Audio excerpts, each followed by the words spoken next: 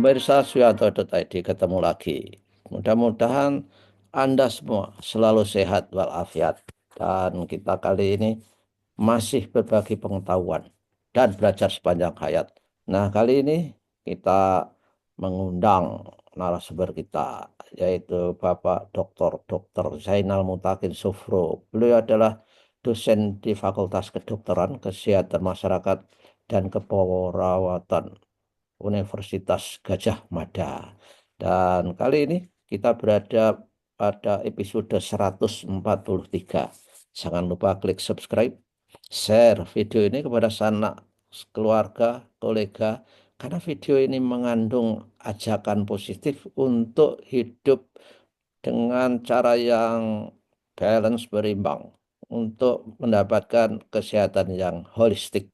Nah, kali ini kita akan berbicara mengenai bagaimana dampak puasa terhadap hipertensi dan lambung yang mereka memiliki mah, asam lambung dan sebagainya. Kita tanyakan kepada beliau.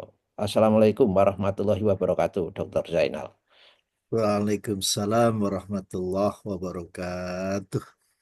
Dok, itu dok yang akan kita bicarakan, akan kita bagi dengan para netizen, yaitu apa sih dampaknya berpuasa terhadap hipertensi dan asam lambung. Kadang-kadang orang sebelum puasa sudah ketakutan, dok. Tapi ada juga orang yang berpuasa malah luar biasa bersyukur. Oh, setelah puasa ternyata asam lambung saya menjadi sembuh, tidak kumat selama bulan puasa. Saya kira itu mengandung arti yang sebenarnya bahwa yang punya asam lambung, mah dan sebagainya itu nggak usah takut berpuasa. Gimana, dok? Penjelasannya, dok?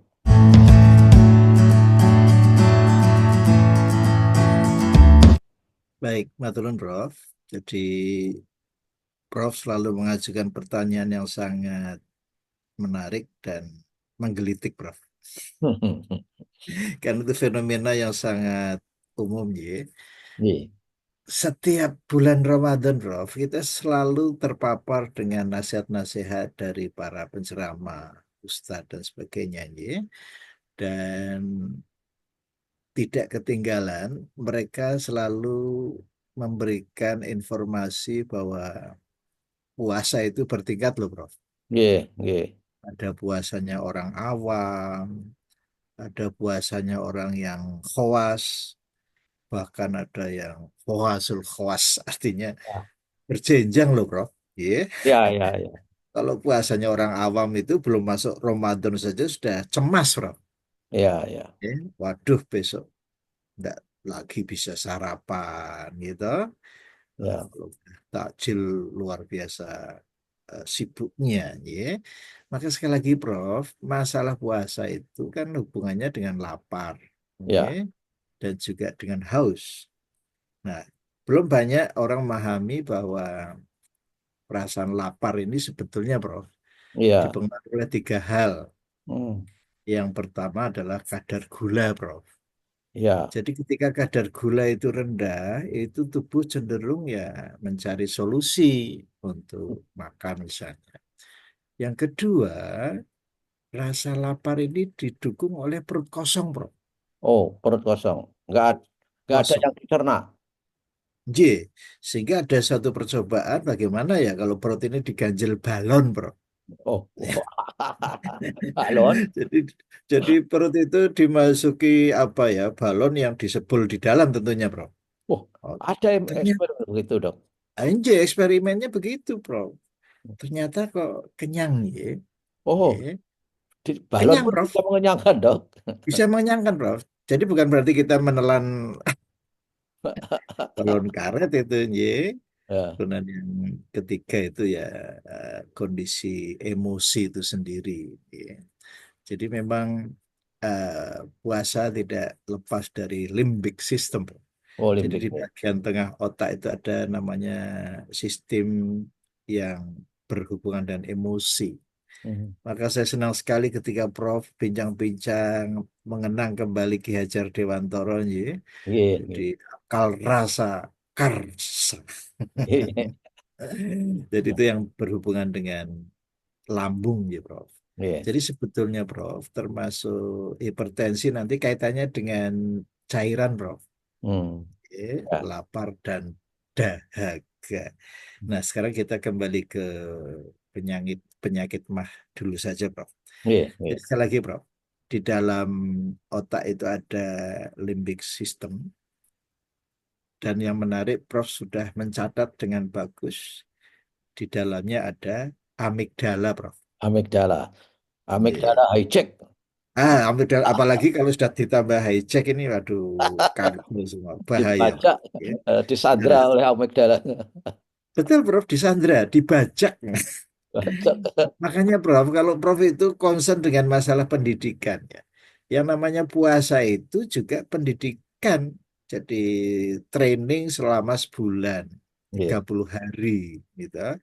Prof kalau penelitian ya kalau tidak diulang sampai 30 juga rasanya kok kurang mantep ya. Iya. Jadi kalau praktikum dinaikkan ke research itu 30 kali pengulangan loh Prof. GG, wah itu juga memang ada teorinya dok. Untuk mengubah Filmnya. behavior itu memang harus berkali-kali itu. Subhanallah. Lah menikah Prof, yang dimaksud di dalam proses belajar mengajar itu selalu di awal tuh kita adakan rapat dulu Prof, sebelum ada pembelajaran gitu, sebelum masuk semester. Itu yang dibicarakan selalu LO Prof, Iya, iya, iya. learning objective. Hmm, iya, iya. Lah di bulan Ramadan tuh learning objektifnya itu tiga Prof. Satu takwa, dua syukur, yang ketiga adalah Roshid ya, Oke, Roshid. iya. Iya. Nun sewu, Prof, itu disingkat dengan TSR, Prof. Hmm. Takwa, syukur, Betul. Roshid. Rosid, Rosid. Nah, Roshid, ya. Maka Apa? kebanyakan masyarakat kita itu kan orientasikan ke THR terus, Prof. Ah, ya, ya, Nah, ya. kalau LO kita adalah TSR. Takwa, syukur, Good. Roshid. Rosid. Nah, unsur yang ketiga ini yang sering diabaikan, Prof. Yang memicu itu tadi mahnya kambuh, tekanan darahnya juga tidak mudah dikendalikan. Ya. Iya, Maka dalam surat Al-Baqarah ayat 186 Prof.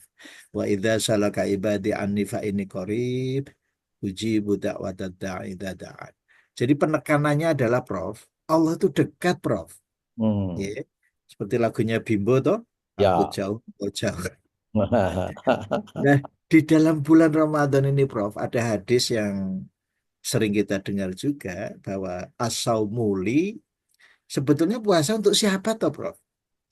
Wa ana ajazi bihi. Puasa itu sebetulnya untuk Allah, Prof.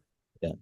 Jadi kalau mindsetnya ini bergeser, maka kita akan dibajak oleh amigdala, Prof.